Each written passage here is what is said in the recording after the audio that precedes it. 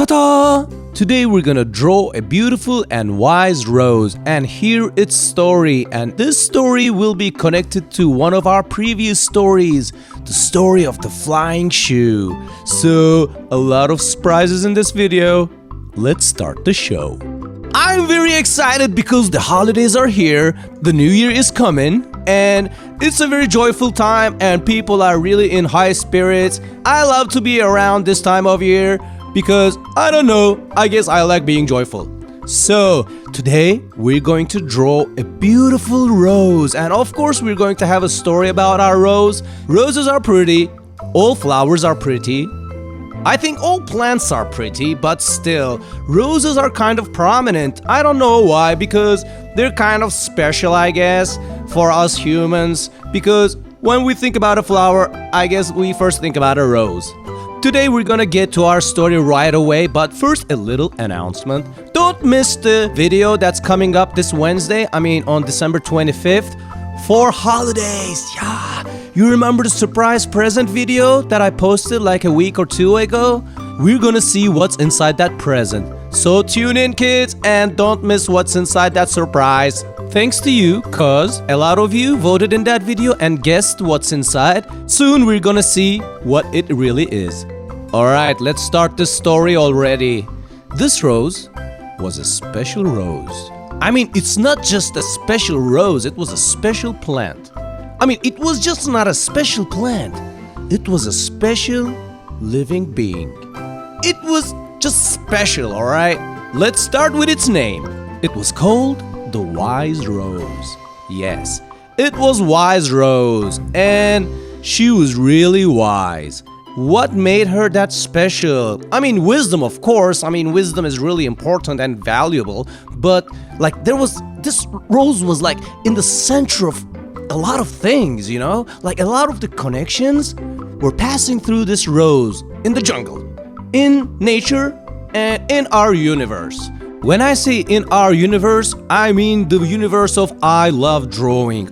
It's similar to the universe that we live in the real life, but it's slightly different because it's coming from our imagination, and the characters and stories and environments we put in it are colorful, beautiful, educational, and funny.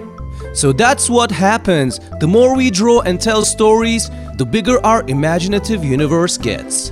In this universe, we told a lot of stories about a lot of different characters, and one of them was the flying shoe. You remember the flying shoe? That stinky old shoe? Yeah, I bet you do. If you remember that story, our shoe got wings at some point in the middle of the story, but we didn't know where it got the wings from. We made some guesses in that video, but I don't know, it was kind of up in the air. It wasn't certain. We didn't know. We didn't have the exact information, but in this video, I'm gonna reveal who gave the wings to that shoe. If you remember that story, our shoe was kind of like a smelly shoe and the owner didn't want it anymore, so it went out to get some fresh air, and then it had wings suddenly, somehow, and it started flying and flying to another dimension. Where did that shoe go when it was getting some fresh air? That was the kind of missing part in that story. It was kind of mysterious. It went into the jungle. It was walking and getting some fresh air, and it got dark, and our shoe started to get really scared in the jungle because there was a lot of noises in the jungle, like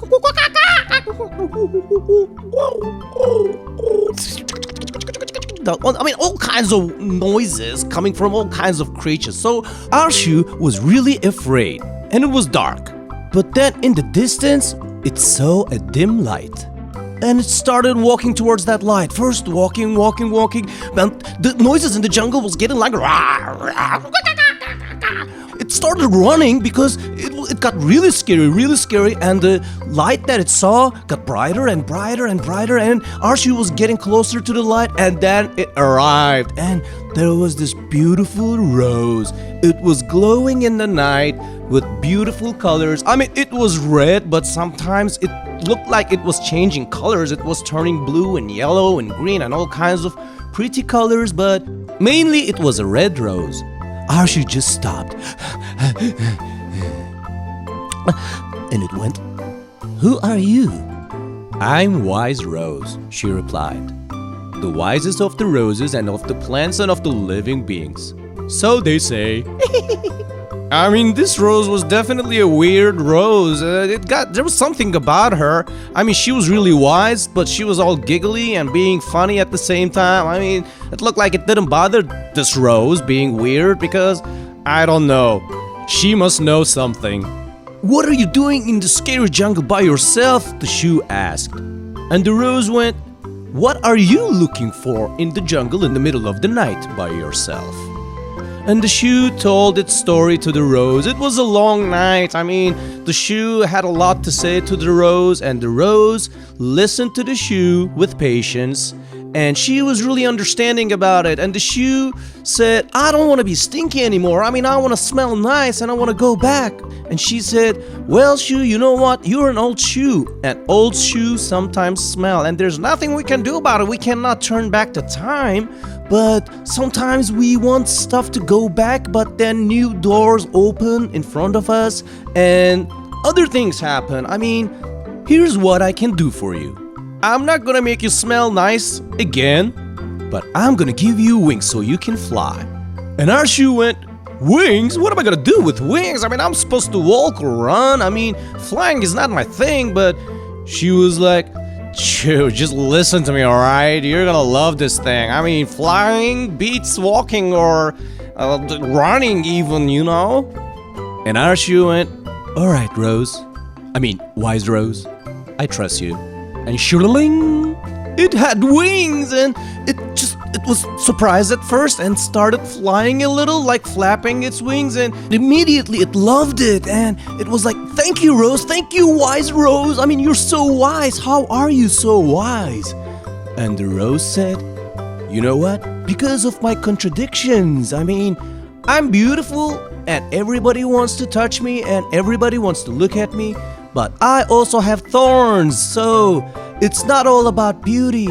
It's about the positive and negative, and black and white, and the balance. So when people approach me nicely, they see the beauty in me, but when they approach me in a mean way, then they see my thorns. And that's why I'm so wise." I guess.